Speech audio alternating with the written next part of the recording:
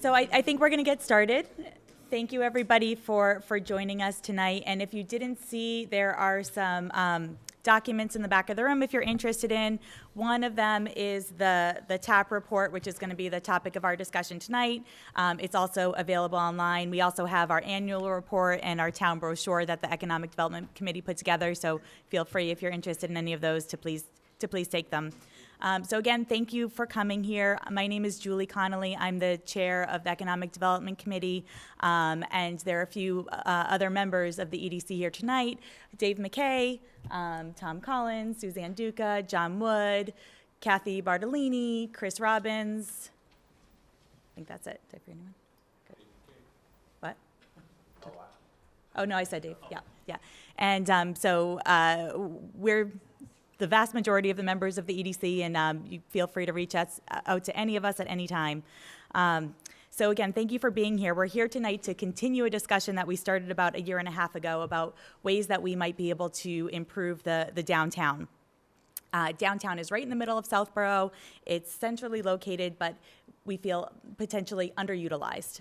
And since I became involved with the Economic Development Committee about 5 years ago, people have asked the question, what are we going to do about downtown? And so here's just kind of, when we're talking about downtown, just so everyone knows, this is sort of the area that we're talking about.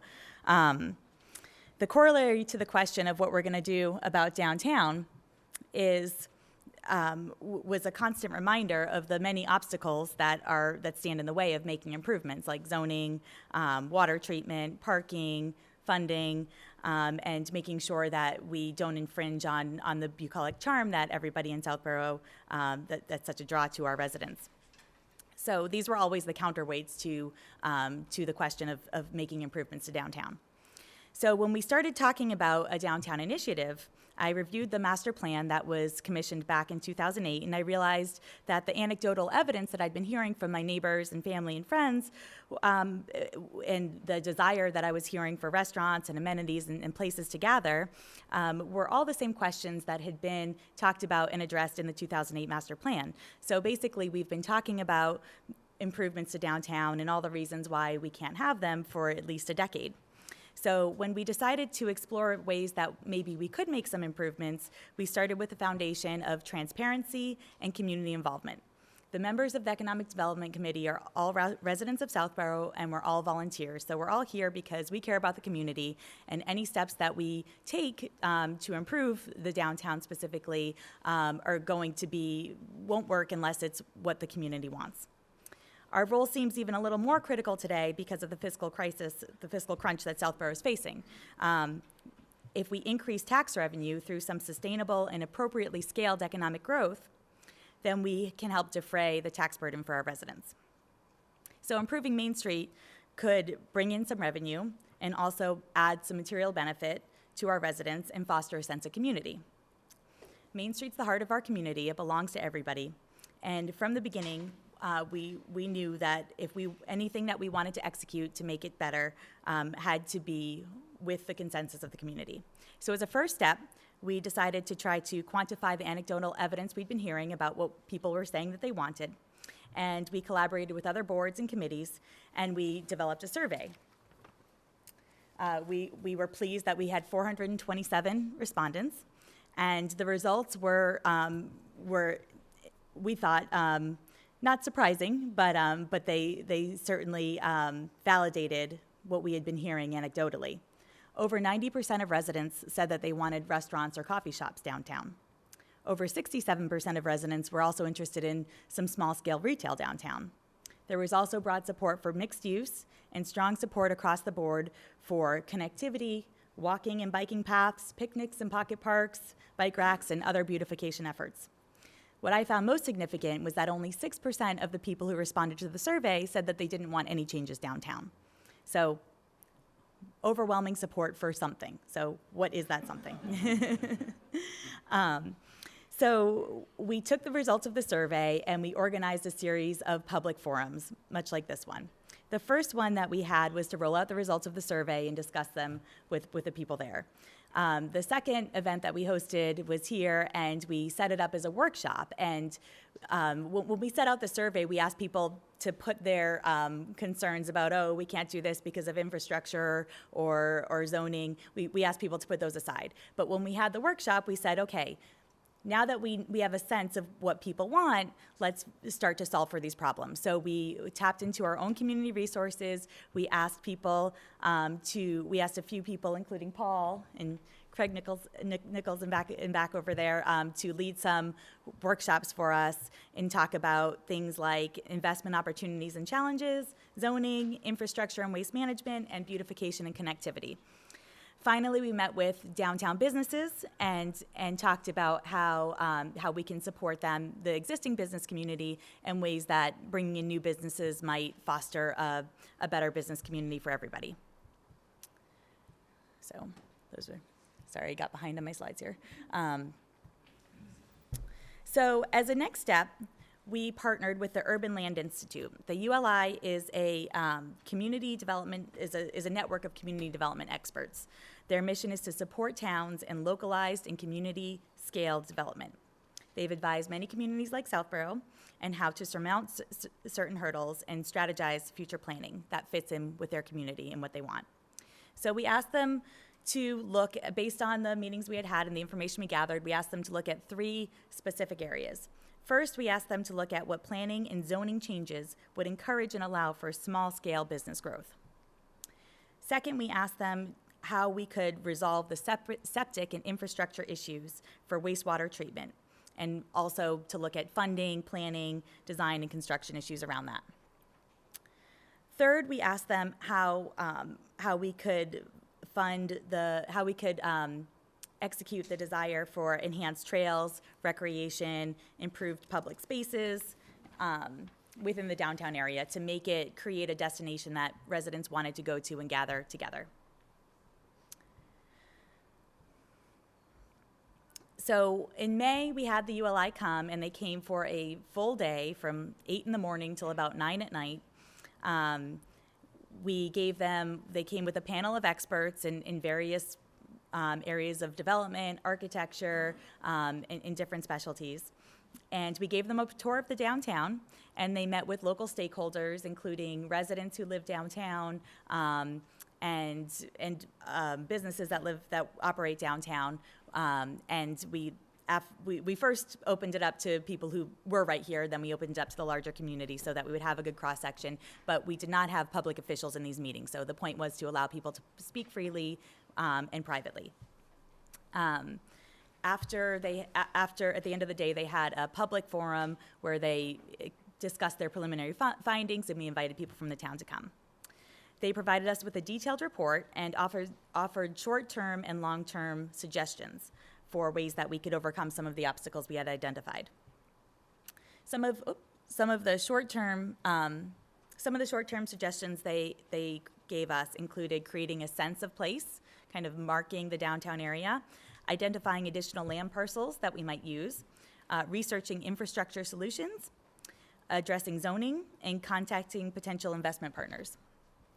We consider this meeting to be the kickoff to the execution phase of the downtown initiative that we started about 1.5 years ago. We want to take what we've learned through the survey and through the multiple public forums that we've had and marry it with the recommendations of the ULI to start to put some plans into action. So that's why we're here tonight. We are going to, the structure of the forum is that we're going to have, we're going to talk about the 3 different questions that ULI looked into for us individually, and then we want to open it up to the public and have a discussion about what our ideas are and how we can begin to implement them. So this is being taped by Southborough Access Media, so I ask that you hold off on questions for now, let everybody go through their piece, and then probably we're going to need mics to make sure that people outside of who are watching on TV can hear us.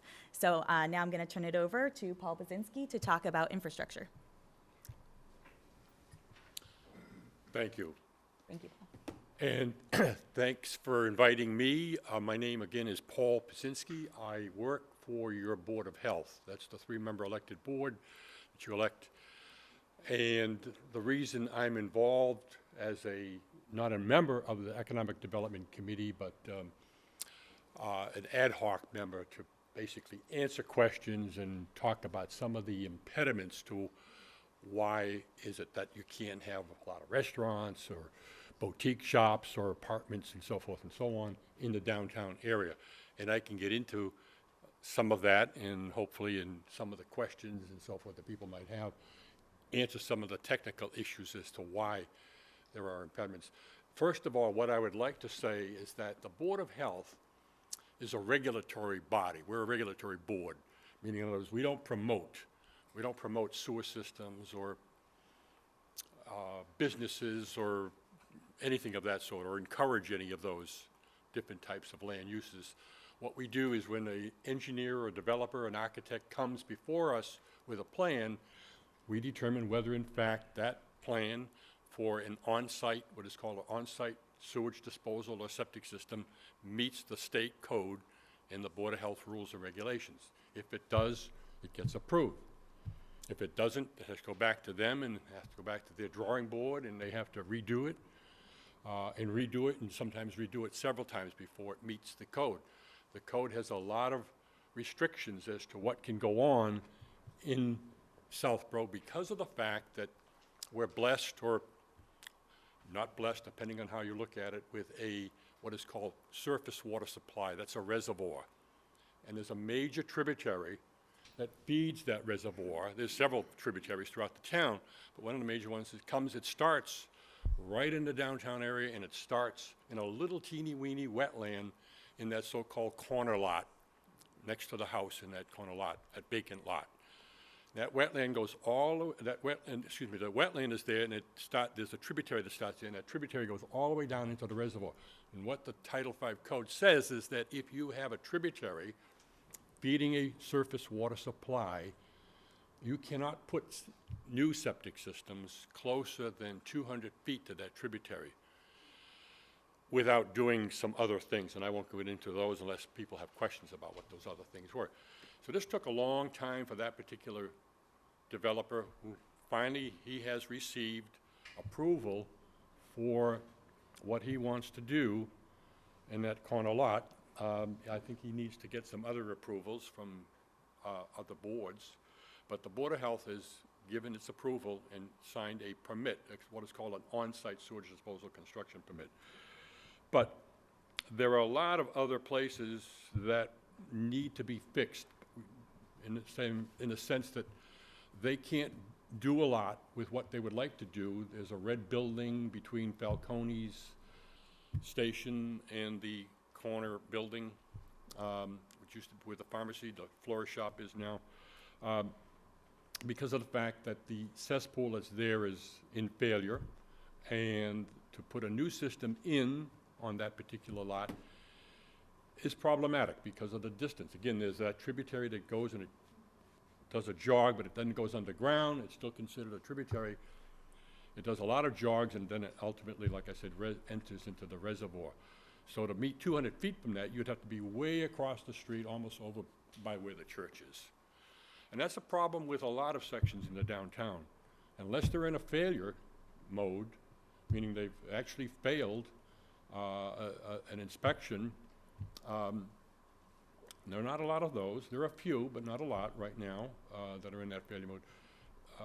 To do something creatively is very difficult, and that's the problem.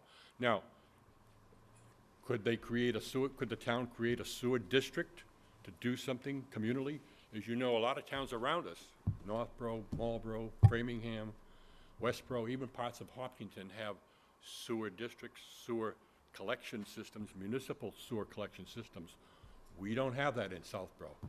Before I started work here in Southborough in 1993, the board told me that one of the chairmen of the Board of Health was on a committee to look into the feasibility of investigating the creation of a sewer district or sewer authority or sewer system, that is a communal sewer system.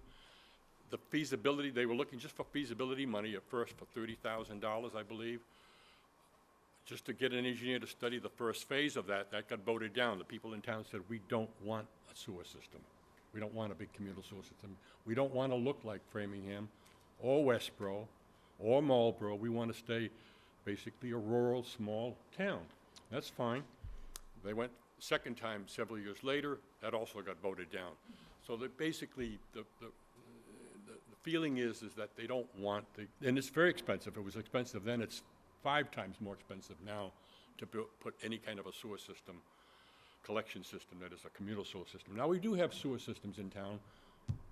Bay School, St. Mark's School, Madison Place has sewer systems. New England Center for Children, all their sewage goes into Boston. Those buildings over by the western part of the town, EMC buildings, used to be Data General, that goes into the Westboro-Shrewsbury Regional Sewer Treatment Plant. They won't take any more sewage. Boston, the MWRA, Boston treatment won't, Framingham won't allow any more sewage to go through Southborough through their pipes. So we're basically pretty much it's gonna have to be a homegrown system. And it's always possible, but if it becomes a case of how much money would you want to spend on creating a sewer system, getting the legislation to create a sewer district so that the users pay for the district, pay for the sewage, not the people living out in Parmenter Road or Pine Hill Road or Presidential Estates or whatever it may be, because if they're not going to use the sewer system, why should they pay for it? It's just like your water system that you have here in town.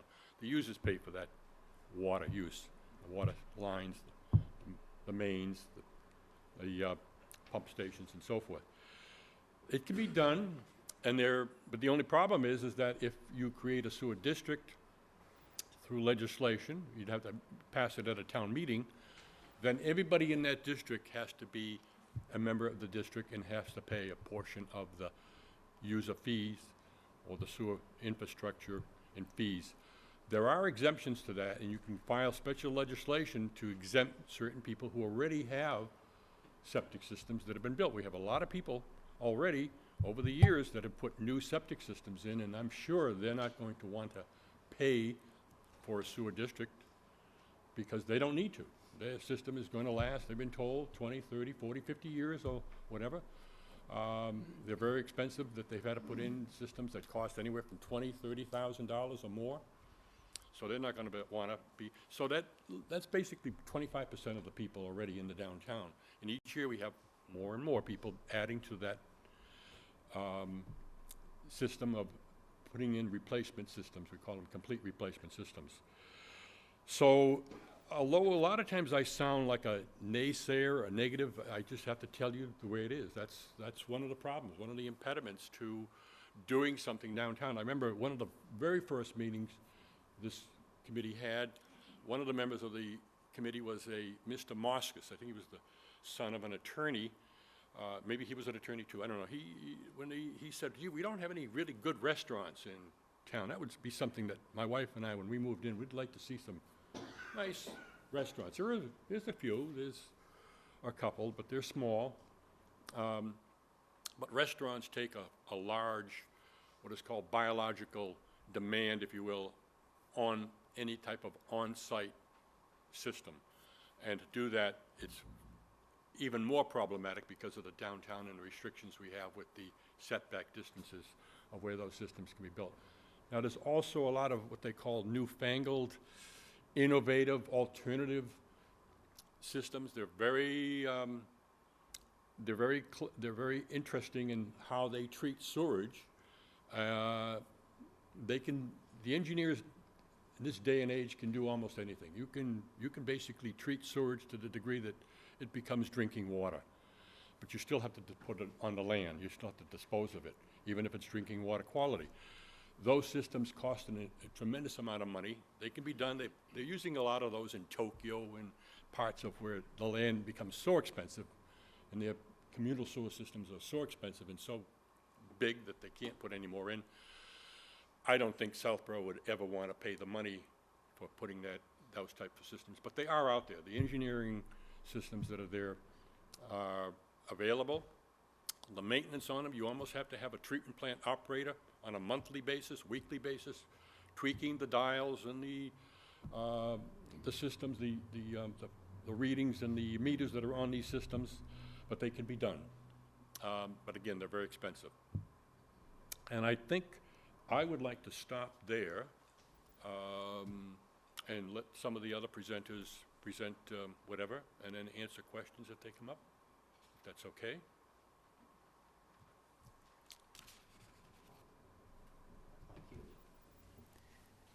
Well, good evening, folks. My name is Dave McKay. I am the former chair of this committee, but we're in much better hands now with Julie and with John. I want to talk a little bit to you tonight about zoning and the zoning recommendations of the zoning bylaw. But before I do that, I really want to thank you for your participation and for coming tonight. You know, sometimes we put on these events and we get a handful of folks, and any input is always welcome, but we've got a number of you here tonight, and we're really interested in hearing community feedback along the way on all these issues, because we feel just as strongly about this stuff as you do, and in trying to do what we can to improve and give you the downtown that you want. And we think we have a pretty good handle on that based upon a lot of the work that we've done up to this point. But certainly we don't know everything, and we recognize the need for sort of continuous improvements in this regard. So we always really do welcome feedback, and that's really the essence of tonight's program. I know we've got a couple of presentations that we wanted to give you to kind of set the stage for the ULI report and the work that we've done, but really the most important part of the program is the input that hopefully you'll give us later. So when it comes to zoning, I really want to cover three things very quickly. One is just, you know, kind of a brief history lesson to sort of explain how we got to where we are, and there's a number of folks in the room who are going to know much more about the history of how we got to where we are than I do, but I'm going to try and sort of set the stage for you for how we got to the ULI study and how we got to where we are from a zoning perspective without really repeating too much of what Julie touched on. Then I want to talk about where we're going just a little bit, and then most importantly, at the end, to open it up for your suggestions and really to ask for your help in trying to advance some of these objectives. So first, in terms of history, I only want to go back to 2008. I don't want to go back too far, but I do want to touch upon just a couple of things that were in the 2008 master plan, which are really central to the work that we've done up to this point and to the discussion that we hope will follow this evening.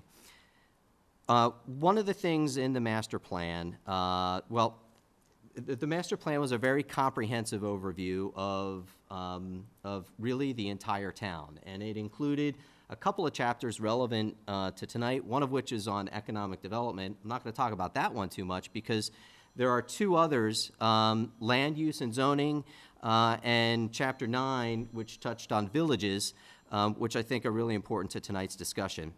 In the chapter about land use and zoning, the report states, quote, "One of the most important recommendations to come out of a master plan is the need to ensure that the zoning bylaw is subsequently updated so that the bylaw is consistent with the master plan." And then it goes on to state, more relevant to tonight's discussion, vacant and underutilized lots are a disadvantage to the town center because they suggest a lack of investment opportunities and disrupt the streetscape. Vacant lots are unpleasant for pedestrians. And then in Chapter 9, specific to the villages, the number one goal coming out of the master plan with respect to the villages was, quote, "promote growth and development within the downtown to encourage a mixed-use development." It also talks about allowing mixed-use buildings as of right in the Business Village District, subject to minimum design and impact standards and site plan approval by the Planning Board. More to that point, the master plan states, quote, "establish guidelines for specific villages to include architectural, lighting, and streetscape design standards that enhance local character." And then lastly, the number 2 goal under the villages chapter was to reinvigorate Southborough's villages by creating small resident-driven businesses. provide the type of goods and services that Southborough residents now have to obtain in adjacent communities. So that's the last that I'm going to read to you from the master plan, but I think it's really important because it really does sort of set the stage for everything that followed from it, particularly what we've done with respect to zoning since. And to the town's credit, and I can't take any credit because I didn't live here at the time, but right after the master plan, the town established a zoning advisory committee in 2009 or thereabouts. The ZAC held more than 50 public meetings and drafted a proposed comprehensive new zoning bylaw. And their proposed zoning bylaw went to the planning board. And this is not to assign blame to the planning board at all, because I think one of the objectives tonight is not to point, this is a collective failure of the town, because since 2012, when the ZAC bylaw was done, we haven't advanced the significant major portions of that bylaw.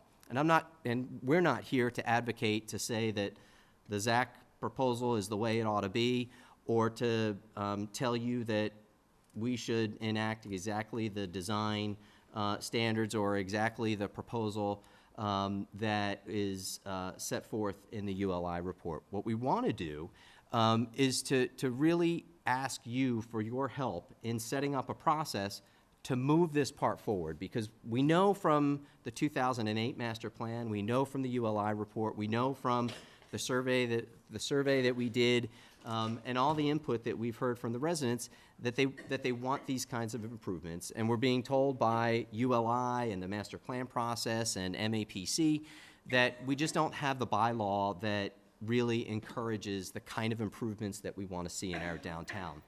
So I think the question for us tonight, and the feedback that we're hoping to get from you, is, again, not to assign blame to any town or any board or committee or any individuals, not to get into the weeds of zoning and to say, oh, well, we got to have this particular type of provision. I mean, we'll certainly take that feedback if you want to give it to us. But I think the real question for us is a process question, and it is, how do we create the consensus and advance the ball so that we can get a zoning bylaw that encourages the kinds of improvements that you want to see in your downtown, and get that to town meeting? And what's the best way to go about doing that?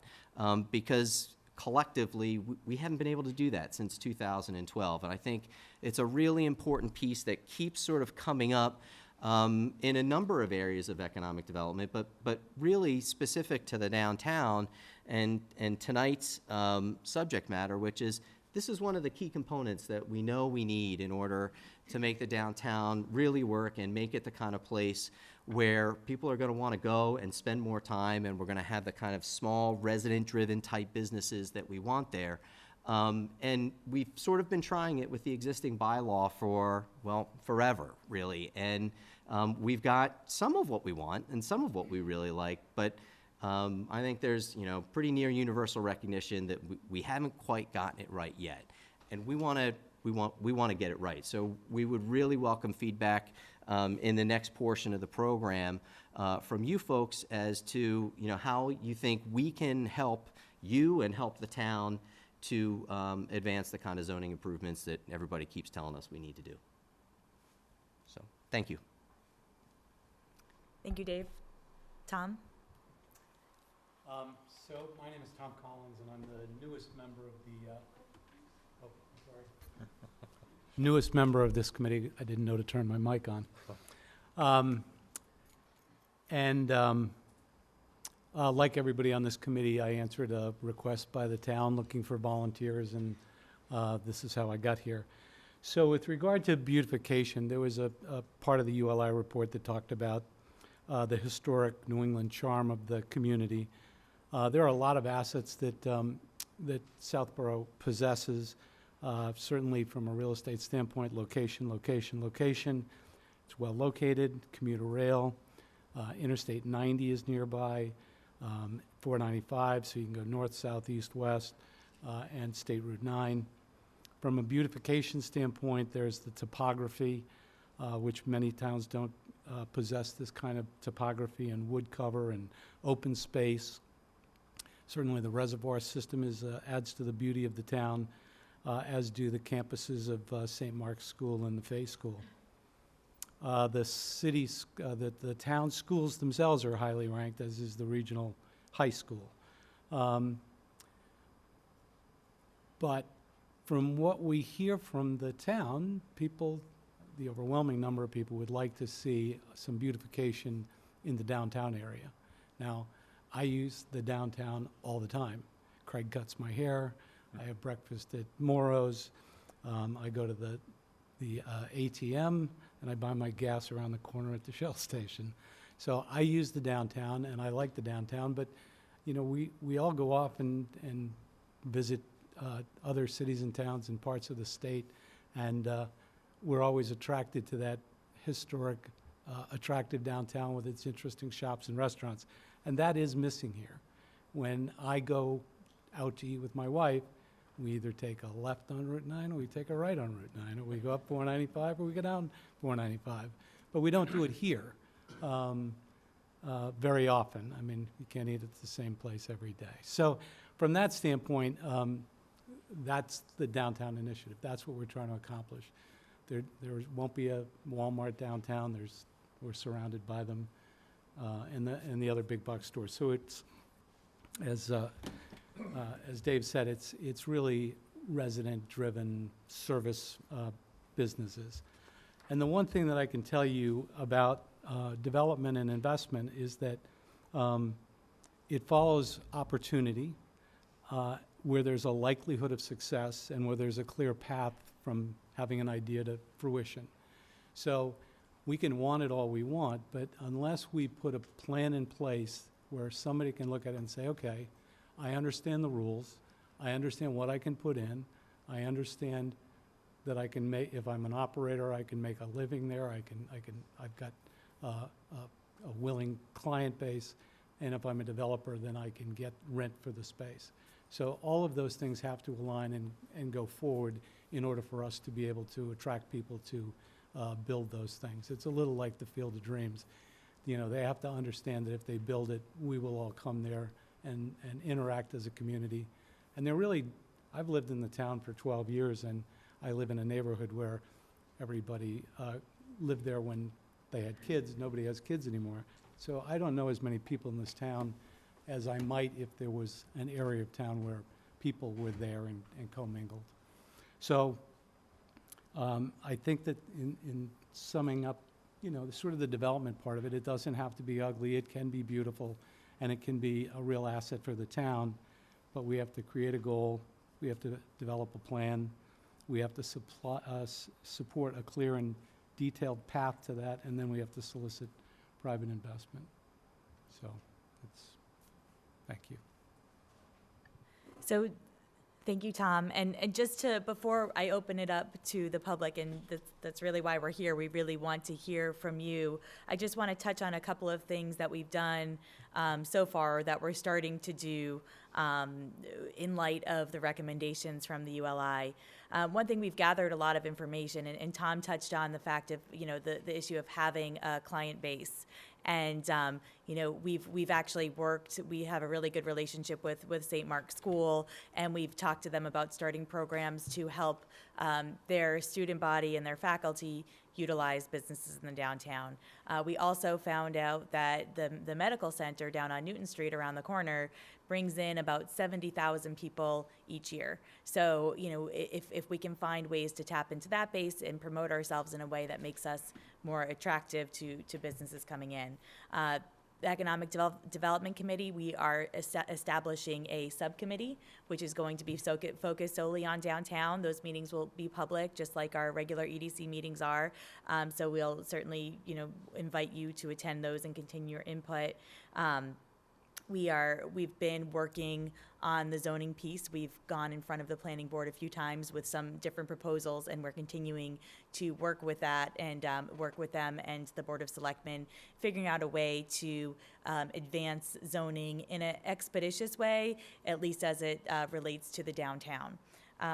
Where we've identified a parcel of land that's behind the pizza shop that is owned by one of the utility companies that they're looking to offload, and we've presented to the Board of Selectmen that this might be a spot that could be utilized. We think we can get it for, a very, very low cost, and could be utilized as a place to put a treatment plant, a sewage treatment plant, or potentially for parking, or solve some of the other infrastructure problems downtown.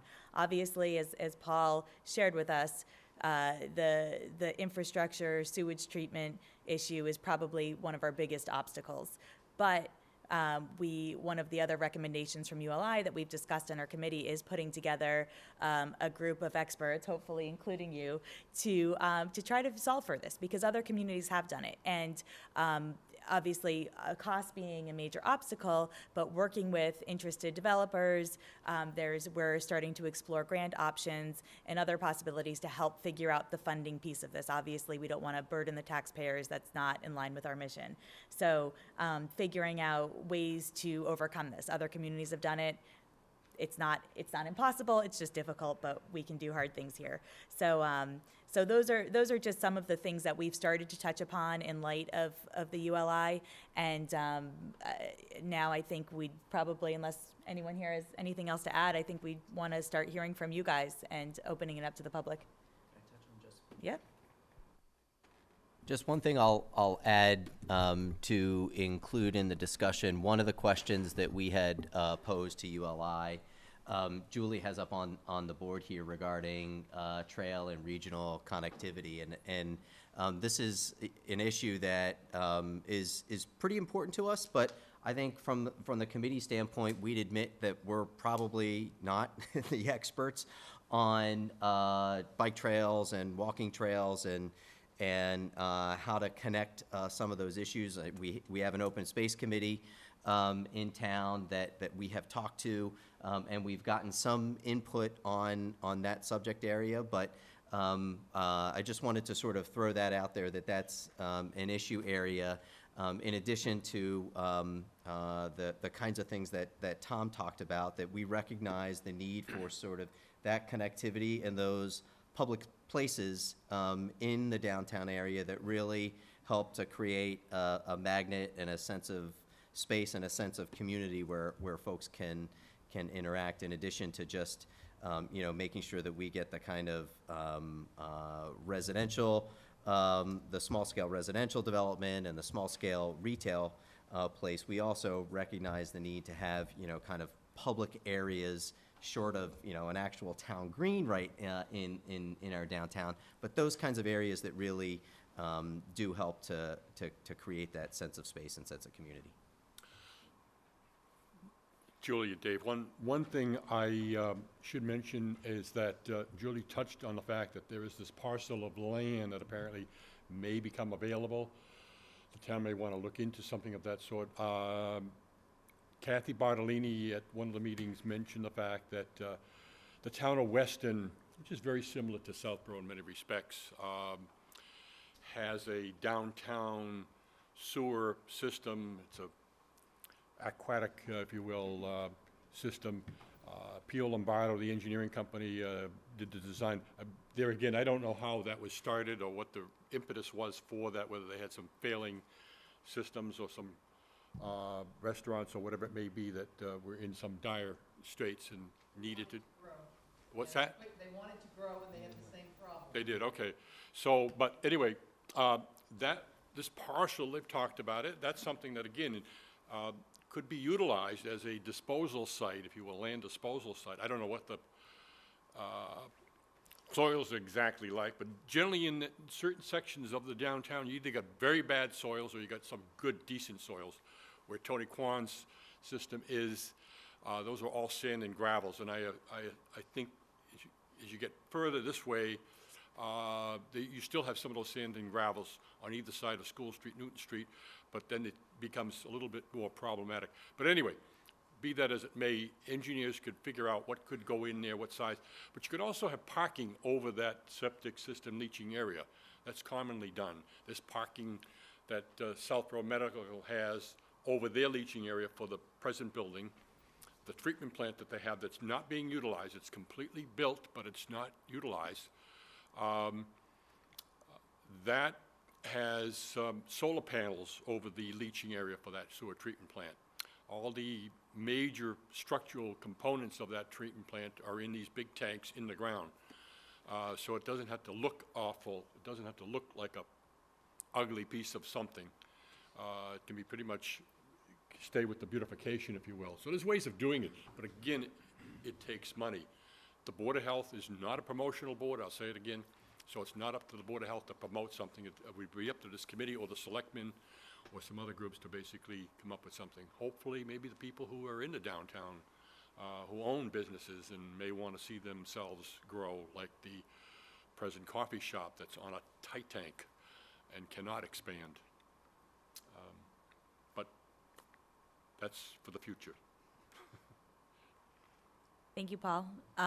Yeah, and beautification, sorry, I know we touched on it briefly. That was one of the points that we discussed with ULI that they reported on, and one of their main suggestions was sort of creating a destination. They called it branding, which sounds a little bit hokey and cheesy for a downtown, but the point being to have it be a defined place, a defined historic downtown, which is an issue that I know our town has explored before, and putting together some funding, whether it be by existing businesses or some grant, to put in some beautification efforts to make it a place that feels like a destination for residents to go to, and combined with the trails and connectivity would make it a place that's easier to get to, and some pocket parks or places for people to sit. All of these things foster bringing people downtown and foster the sense of community.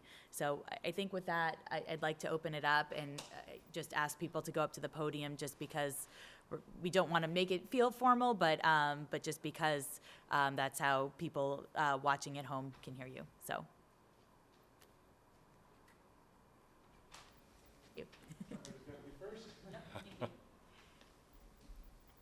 Hi, I'm Steve Phillips of 26 Main Street.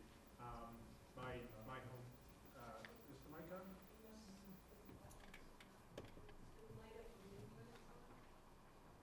How's that? Great, thank you. I'm Steve Phillips of 26 Main Street. My home is near the community house and the current public safety complex, so I've obviously been very interested in the issues going on here. The one point that I wanted to touch on, I see reading the conclusions, and kind of the second conclusion of your three that you make here kind of characterizes this debate as a divide between people who are pro-development and people who want nothing but the status quo. And I think I even see myself quoted in here as being the person who said we're going to fight like hell for what we believe in this town. I think the consultants that you folks hired last year kind of were leaning towards a recommendation of like, well, don't make too much noise and you can kind of sneak this past the residents, and it was our duty to enlighten them that Southborough is not that kind of town. People are obviously very interested and focused on this. But the real reason why these issues are difficult is because of the nature of the neighborhood itself. What we're talking about here in terms of the business district is almost exactly the same footprint as the proposed National Register Historic District. We have a situation where we have a mix of antique, if not historic properties, mixed in with retail and town government currently with the private schools, and these are naturally tough problems to solve. So I don't think that that this really is a black and white in terms of we have people for it and people against it. The question is, how do we balance these interests so that we redevelop our downtown responsibly without losing that sense of antique and, if not historic feel that the town has as we go through. So it's really a matter of finding the right choice. It's a difficult problem. I don't envy any of you, but I think that if we do this correctly, I think that we can build support for doing this process. Thank you. Thank you, and I think that's right, and certainly what we saw in the survey, and I certainly didn't intend to frame it as a anti and for. It's absolutely not a black and white line, and I don't think anybody, nobody wants the spectrum of the Walmart downtown. Nobody wants that. And the comments, we read all of the comments. There were lots of comments that came with the survey, and they were very consistent. And as residents, the board is made up of residents, so we feel the same way. The comments were, but you got to maintain the look. You got to maintain the charm. It can't be overdeveloped. We don't want 4 stories. We don't, those were the kind of comments we get. And I don't think, I haven't seen anybody, no one on our board is advocating for that either. We love our downtown. We recognize that the challenge of it being a mix of residential, a lot of residential homes downtown, a lot of neighborhoods nearby. We know that's one of the challenges. And frankly, space is limited. There aren't that many parcels that we could put anything, could put very much. So those are the things that we're looking at. But thank you. Thank you.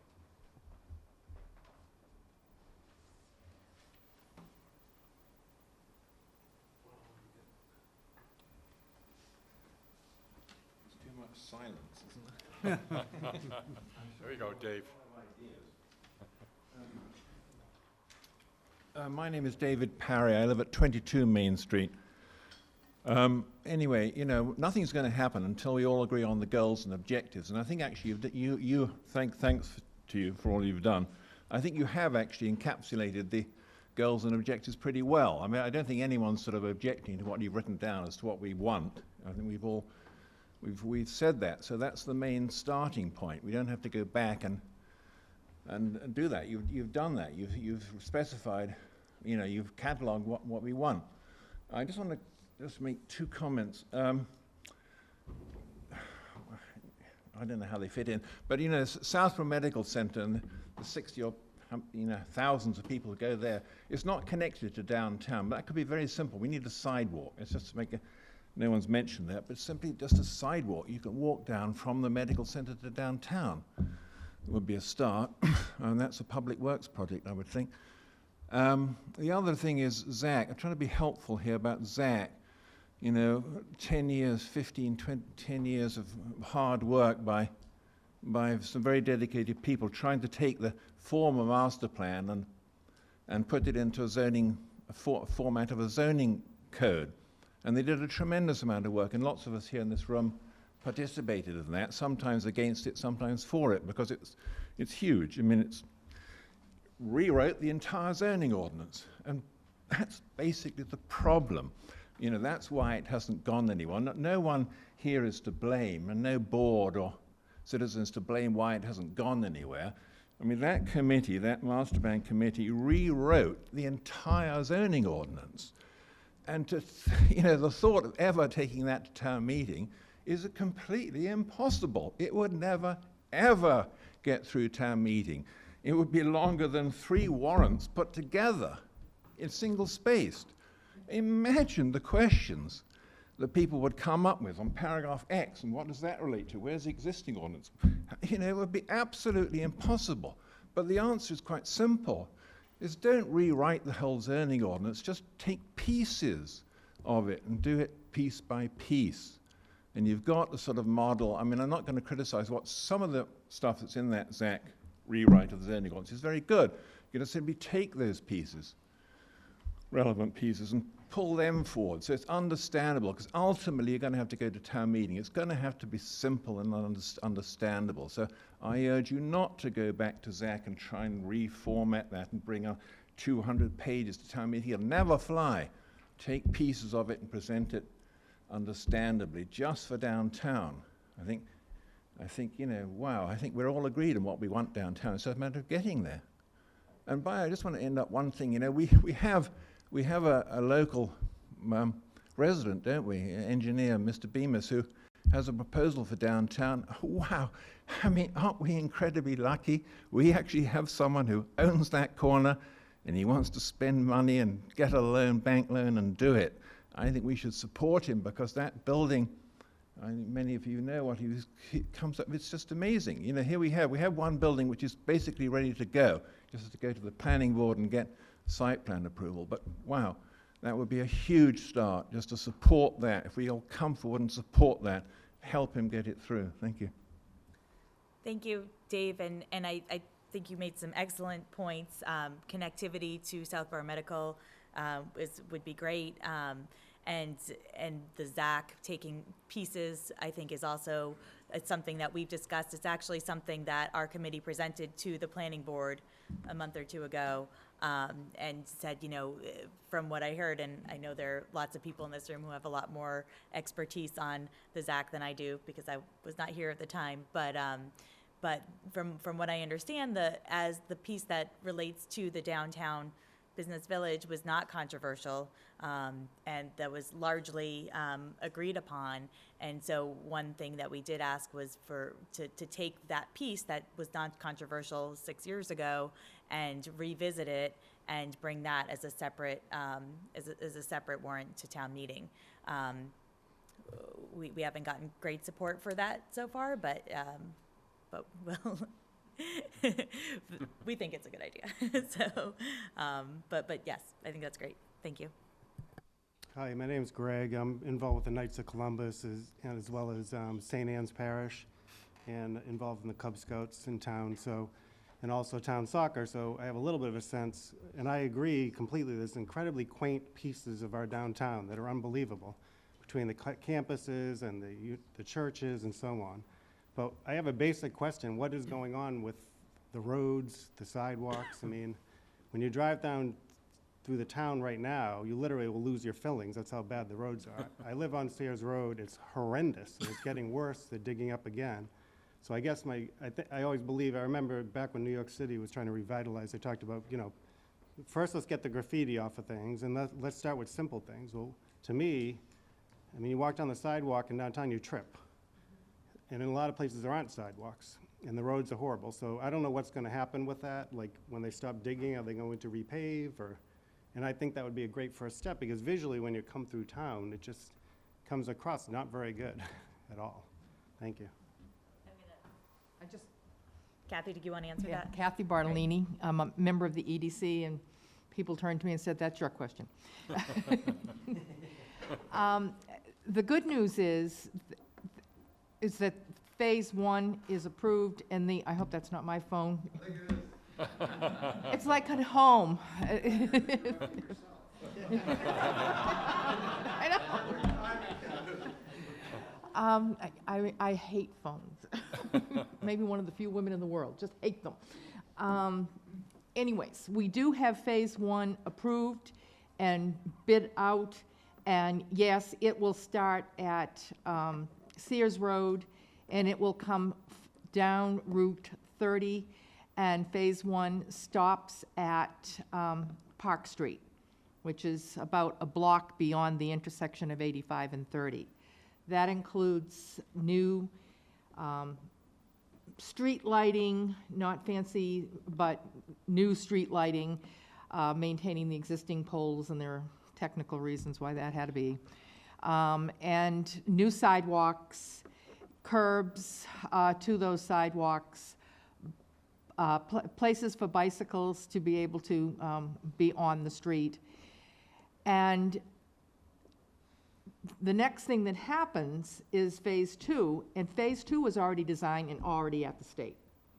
And that is at the intersection of Main Street with Park Street, where you used to turn down to go to Peter Spazie's area. That has all been approved. So yes, new sidewalks again, with curbing, with improved street lighting. And the good news there, originally that plan was going to go to the end of Route 30 with its intersection at what we'll call the Bemis project and property. And instead, when I went to the final design meeting before they filed it, they're going around the corner and doing sidewalks. The sidewalk will be on the west side of Newton Street down to the medical center. And then another sidewalk, a set of improvements on Boston Road. So, and I think that only goes about down to beyond the Falcone station. I'm not positive on that. I didn't see the end of that. Things were moving so fast on that at the state, there was a possibility that phase 2 was going to go before phase 1. So the good news is that physical improvements are going to be physically starting this spring, and we'll have the funding and everything ready to go to get both phases done. That's the TIP project you're talking about? Yes, the TIP project. Well, the first one's the TIP project. The second phase 2 is not. Right. So we may be back at town meeting looking for Chapter 90 monies to be appropriated for that. But we don't need the state money to do phase 2. That's good news, too. So I would have liked it to be more inclusive in the sense of how we designed it, and the merchants being more involved, but we're going to continue having public meetings and working things out relative to, there are issues. Historic preservation certainly can understand this. Some of the stores are in the right-of-way of the sidewalks. So how much changes you can make without hurting those properties have to be taken into consideration too. So I'm not going to say you're going to go down and say, what did they do to the town? It's so different. It won't be majorly different. It'll just be cleaned up, safer, and ready to go. Then the other thing I was asked to address is that we should be thinking about these properties, as we mentioned that we already have a proposal in for the Bemis property, and we want to talk to the owner, which is, I believe, National Grid, of this parcel we've been talking about that could be used for parking or zoning. But we've also got a section of downtown, Park Street, where the Mr. Aspesi used to run the mechanical repair area that he's now relocated out to Route 9. And that is up for sale. But that could be looked at now as to what is the highest and best use with the greatest return on investment kind of thing that could be looked at for there to actually help us better define that there is a downtown. I mean, one of the jokes is that there isn't a downtown. What are you wasting your time for? So those are some of the things we've been working on, and we have filed an application. We don't know whether we'll get it funded or not with the state to ask us to work with the 2 sites that I've just mentioned to have pay experts to come in and help us determine highest and best use, remedies that need to be done, what the cost would be, and therefore is it even economically feasible. So that's one of the things we have in the channel to get funded, and if we don't get that funded, I think we're ready to talk about some new ideas of how we can get other people that will come in and help us with that. So I'll send it back to the public for questions. Thank you, Kathy. And just to clarify, so Kathy gave a great description of what's going on now with the road widening and that piece of the project. That's unrelated to what we're talking about. It's related only temporally, and that the funding was set up for that. That project is progressing. It's run through the DPW, and we thought that the timing was right to start thinking about revitalizing, bringing other businesses while we're making it safer, while we're widening the road, while we're putting in sidewalks and making it a more pedestrian-friendly area. So they're not connected, except for that they would be great if they could work together.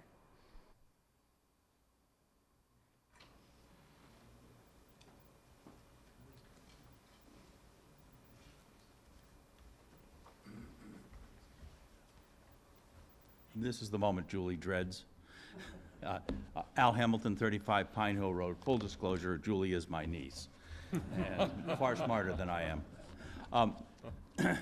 2 items.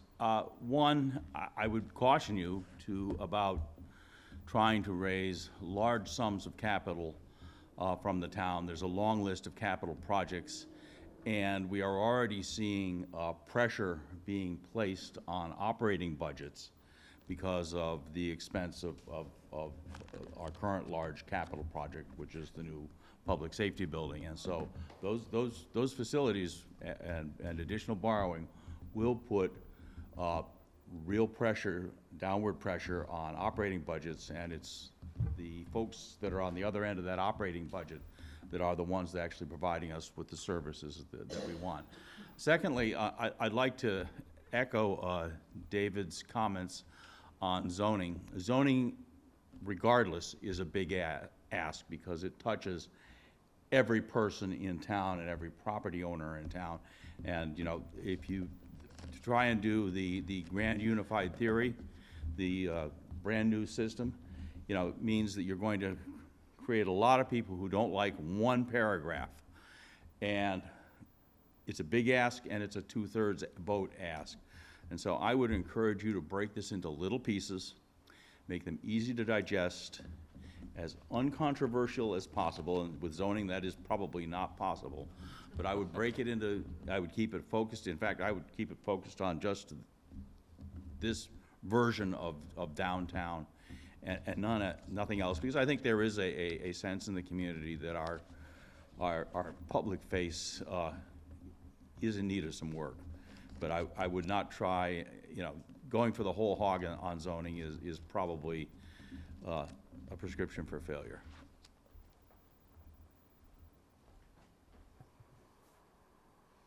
Thank you.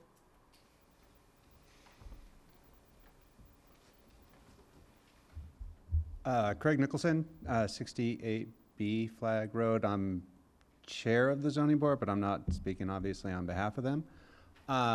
What I do want to talk about is getting people to understand the difference between wanting something to be in downtown, like a restaurant or a particular store, and the step of needing someone to invest in a building that will be a financially viable building that then can have a space that attracts somebody to want to put a business there. You have two different people. You have the building owner and the store proprietor, and they're different, and you have to define a path where not only can you get it built, but you can get it built in a way and in a process that allows someone to bring a tenant with them.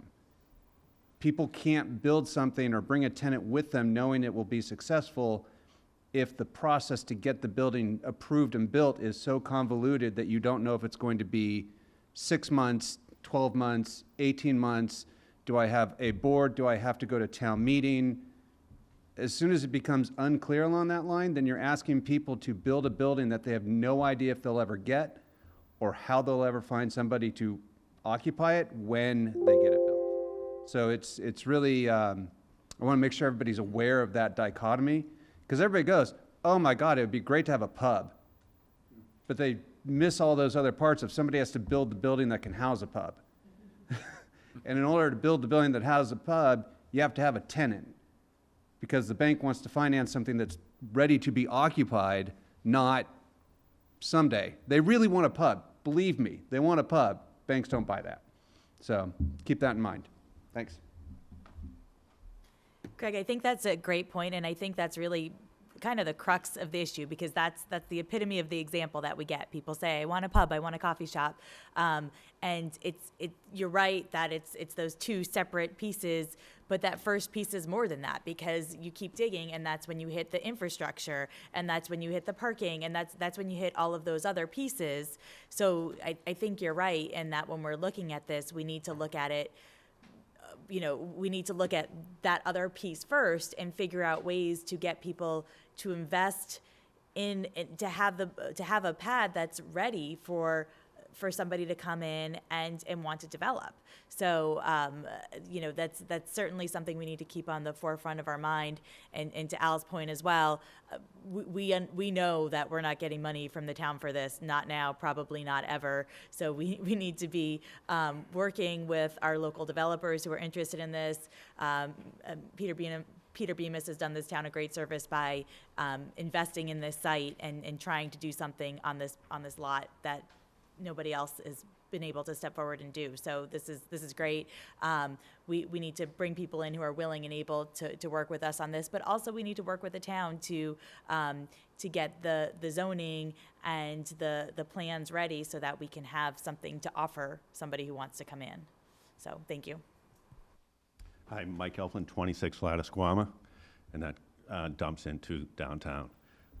My concern here tonight is I just want to clean downtown. It's getting deep with the zoning, and I understand, you made a great point. And Ms. Bartolini really helped me out that there's gonna be progress, because it's a disgrace now. I don't know if the DPW ever sweeps. There's a guardrail that looks like it was just thrown up. So I just want it clean. And all this other stuff, you're doing great work. But I'm happy tonight that I think we're headed in the right direction. And that's why I came. I hope there's a lot of businesses, but it doesn't matter to me. Thank you. Thank you. And we definitely appreciate your input, and we know particularly this affects the residents that live that abut downtown. So we really hope you stay involved and with this project. So thank you.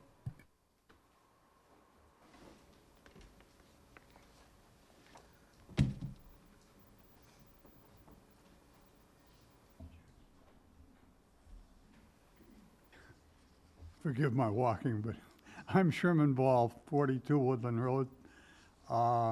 50 years ago, when I came up here from Texas, everything downtown was pretty much what it is right now. Hasn't really changed a whole lot. And I think there's a lot of lessons to be learned from that as well. I mean, we had, at the same time, we had some restaurants in town, like White's Corner, and we had the one that was down off, what is the street down here. Anyway, we had restaurants in town that were very successful, and they went out of business. And I don't know why, but I think we should want to look at things like that and what we're doing. And last of all, the biggest problem that this town has is traffic. It's traffic, people. That's what, you can't get into the town to separate, to look at something or to do something downtown. It's full of cars, and it's dangerous. And I mean, you know, there's a lot more simply than saying we got to look at something this way or this way or this way. But I think traffic is probably one of the biggest things that we should look at, and how we can control traffic to do something about it. And maybe, you know, maybe the old way just isn't as bad as we think it is. Thank you.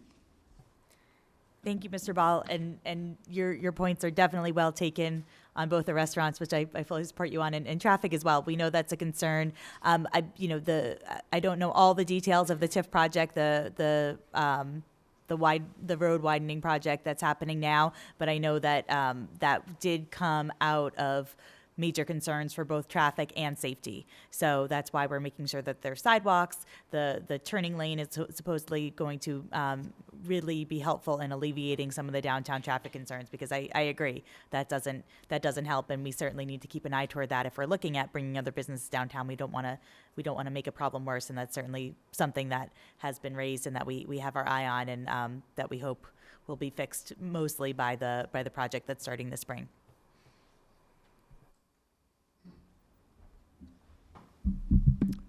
Chris Robbins, 39 Parkerville Road. I'm a member of the Economic Development Committee, and I want to thank everybody for showing up here. It's an impressive turnout, and it demonstrates an extraordinary commitment from a cross-section of the town. This is something we want, and we've got to move forward. But I want you to know this isn't a project for the Economic Development Committee while we're chairing the initiative in one context. Economic development is everybody's responsibility. And all the key players that are critical to making this happen are not, some of them are not in this room. The zoning board, the planning board, while they're representatives, they're all a part of this critical team, the Board of Selectmen, every department, and your message to them has got to be clear. This is what we want your support, but the key thing is we can't wait another 10 years. And we need to accelerate performance in a high-quality way. And I think we can do it, and we've got the right team in place. And with your continued support, a call to action is critical, and your message to the other players is going to be key to our success, and we look forward to your continued support. Thank you.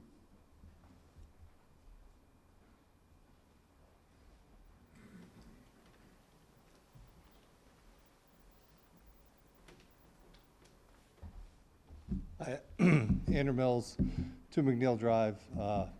I'm a member of the planning board. I just want to point out, the planning board is here.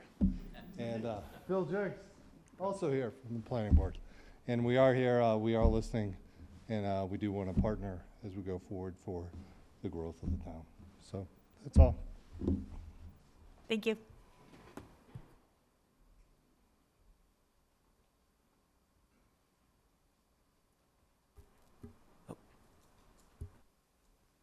Hi, I'm Mary Pecars, 16 Redgate Lane, and I am the co-chair for the Southborough Cultural Arts Council. And as some of you may know, there used to be an arts center in town. It's currently housing the rec department and the youth and family services. So we really don't have any dedicated space in town, but we're a group of, I don't know, maybe 10 of us that have a lot of ambition. We currently receive grant money from Massachusetts Arts Council, and we give it out as grants. We're in the process right now for different events that are going to be held in town for the benefit of our residents, all different activities. And we also help sponsor the concert series in the summer as well. And I just want you to know that we're ready to partner with you in any way. I noticed that you're talking about events being held downtown, and that's something that we have a lot of excitement around. We talked about maybe having even a porch fest in town where different music groups would be at different venues. But again, we have to wait until the streets are in place. So we're kind of waiting in the wings as well. Just wanted you to know that. Mary, thank you so much. I think that's great. I'm really glad you're here, and that was certainly something we've talked about a lot on our committee, and that one of the recommendations of the ULI were to create events that attract people downtown. And I know our Heritage Day, the parades we have around Memorial Day and Columbus Day, the Easter egg hunt, there are things, and the wonderful food truck event that they had last year. There are lots of ways that we can work together, I think, to do things that bring people downtown, because that's sort of the whole. That's why we're doing this. We want a place for people to be able to come together and enjoy our community. So thank you.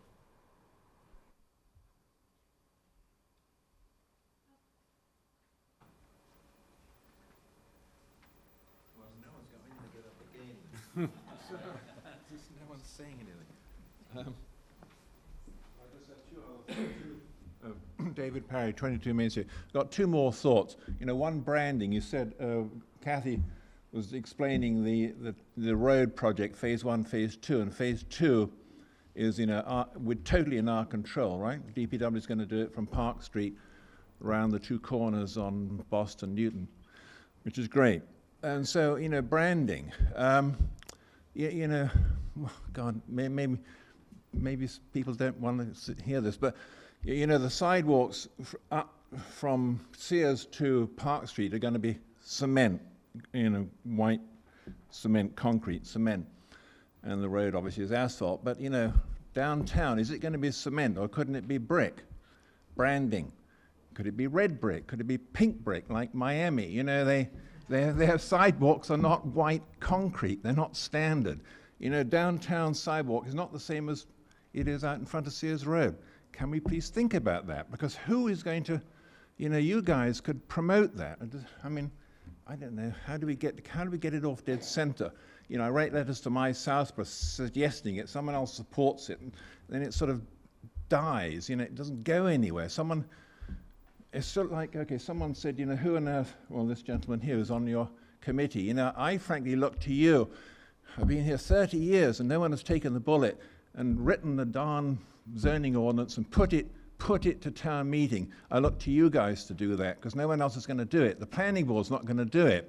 Because when I used to be on the planning board, I thought the job of the planning board was that, frankly, to promote changes in zoning. But they apparently don't see that in this particular instance. So I look to you to do that. I think you're the perfect group to do that. Okay, that's one suggestion. Make the sidewalks downtown different from the sidewalks, west of Park Street. Make them pink or make them brick. It's branding. The other thought is that I've heard this mentioned somewhere that, oh, well, okay, you're going to amend the zoning ordinance with regard to, what's it called? Village business, isn't it? That's the category. That's the category. It's called village business district zoning. And village business, there are 3 of them. There's Southborough Centre, there's Fayetteville, and there's Cordoville. And so there's a potential problem because, you know, there was one letter in Southborough Village to say, oh, well, God, you know, you should treat everyone equally. Well, you know, God, you know, I suggest you to think hard, maybe not. Maybe just focus on Southborough Centre, what do you call the downtown, Southborough Centre, and not try to solve the problems of Fayetteville and Cordoville, because they're just completely different. And just sort of make it simpler, you know, I mean, just simple. We're just dealing with Southborough Centre. So I would create basically what I'm suggesting is a new zoning category, village business district, you know, village business district, and you could say Southborough Village Business District. Create a different district, and so just deal with that. Anyway, those are my 2 additional suggestions. Yep. Thank you, David. Well, thanks to everybody for all their comments, but specific to that, I would just point out that the ZAC proposal, I believe, proposed a different set of zoning requirements for the downtown rather than treating all of the villages together, which I think is and I think there's probably good reason for doing that.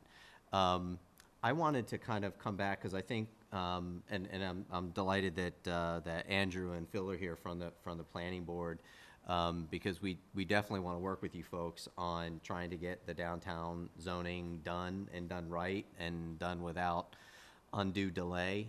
I'll admit my sort of personal bias on that is I feel like from, you know, big picture economic perspective, we've got a window that may be closing before too long before the economic tailwind that we've got turns into a headwind and makes the kinds of improvements that we're talking about more difficult. So I sort of feel like in some ways, you know, we've got a pretty good economy right now, and who knows how long it's going to last.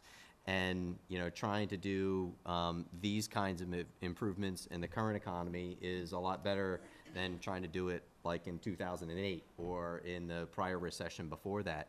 And so, you know, I feel like there's a sense of urgency to trying to get this done, at the same time trying to get it done right. And that brings me back to the process question. I know the comment has been made by a couple of folks that, you know, don't try to do the whole ZAC thing at one time. I think we've heard that from a number of different people. And, you know, I don't know that there's, that may very well be sound advice. I guess, you know, from a process question, you know, I think there's 2. One of which is more substantive, and that is, you know, the ZAC proposal for the downtown. And I may sort of hate myself for asking this question, but to the extent folks are familiar with it, were they comfortable with that? Should that really be the blueprint just for the downtown that folks are working from to try and advance that? Or should it be something different? Does that really need to go back to the drawing board? I think it's question 1. And question 2 is, you know, again, the process question. If it's ZAC, how do you advance that? If it's not ZAC, if it's some altered version of that or some brand new version of downtown zoning, what's the best process? I've heard, you know, for the EDC to write it. I don't know if that's the best process, but even if the EDC did, the EDC is, you know, is not a, you know, that's not the kind of project that you typically see that starts in an economic development organization. Sometimes it does, but it's a much broader exercise from that. So I think we're particularly interested in feedback that folks have as to how you kind of nudge that process forward. If it starts from the EDC, what the EDC can really do to facilitate that.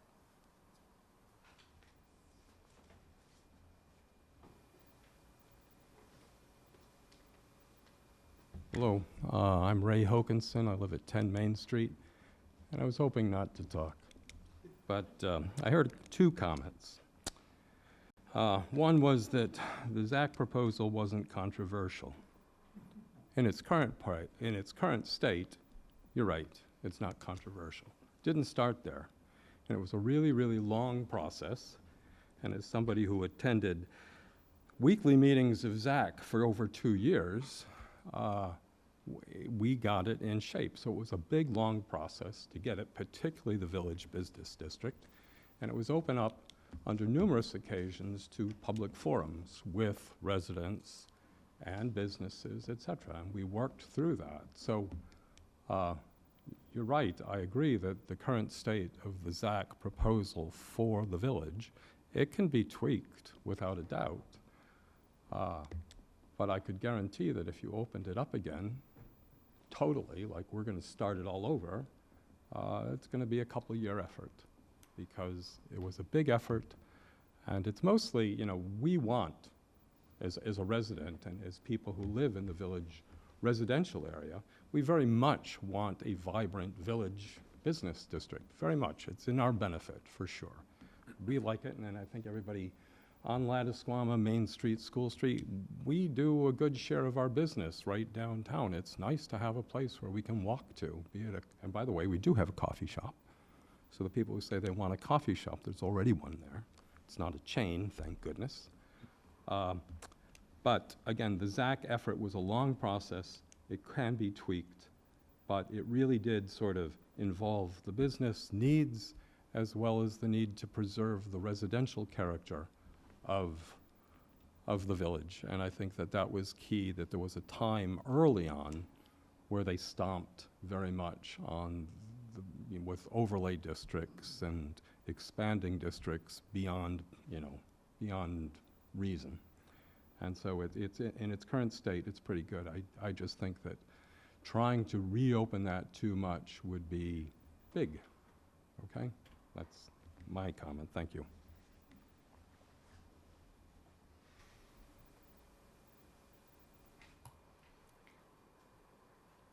Anyone else? Peter? Well, I'm Peter Bemis, 9 Wolf Pen Lane, Southborough. I'm also Peter Bemis, Engineering Design Consultants, 32 Turnpike Road, Southborough. And I'm also Peter Bemis, 2 East Main Street, Southborough. A man of many hats. I am. And so I've owned 2 East Main Street for a long time. I've got quite a bit of tax burden and a lot of consulting time tied up in it.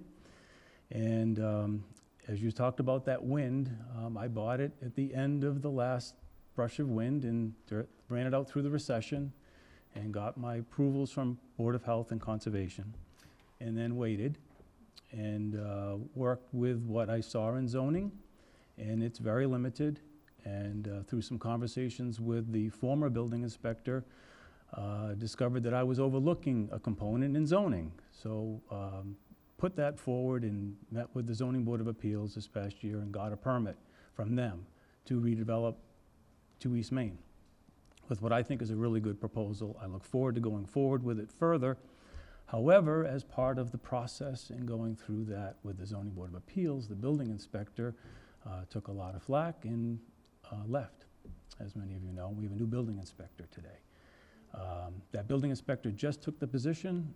I have not gone back and met with her yet to bring back all of the things that I had reviewed with Mark Robidoux. You need a building inspector to build a project. You don't build it with an interim building inspector who may change another day. Lori is very nice. Lori Lavorley is the new building inspector. I've met her on other projects. I just felt as though she needed some time to get started before I came in and said, I'm Peter Bemis, 2 East Main Street.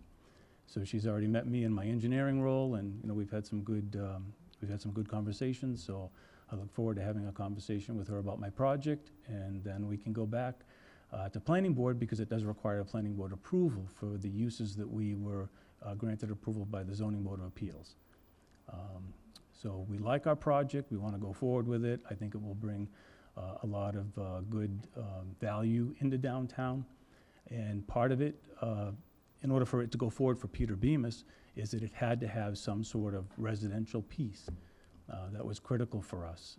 There is no residential by right use other than the hotel component, and that's the component that we hung our hat on. And I'm going to continue to go forward with that proposal as it was granted by the Zoning Board of Appeals. So that's what I have to go with, because that's all that's available. And I don't want to wait until the wind's gone again, because that's probably what's around the corner, and then I'll be back holding it through another recession and just paying taxes. So thank you for this opportunity. I had hoped that there was going to be some rezoning, but I didn't see it happening, and I think we're going to have to stick with where we are right now with the project. So thank you.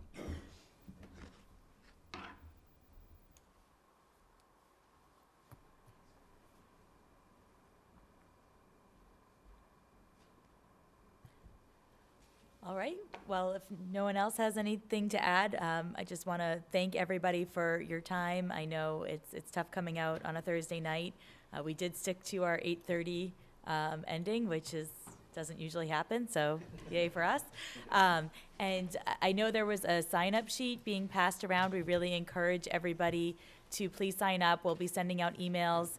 And as I mentioned earlier, we're setting up some working groups and subcommittees that we would really appreciate participation in, so you'll be getting information about that. And to the extent you have interest and time or a particular expertise or passion for a particular area, we really would appreciate your input on that.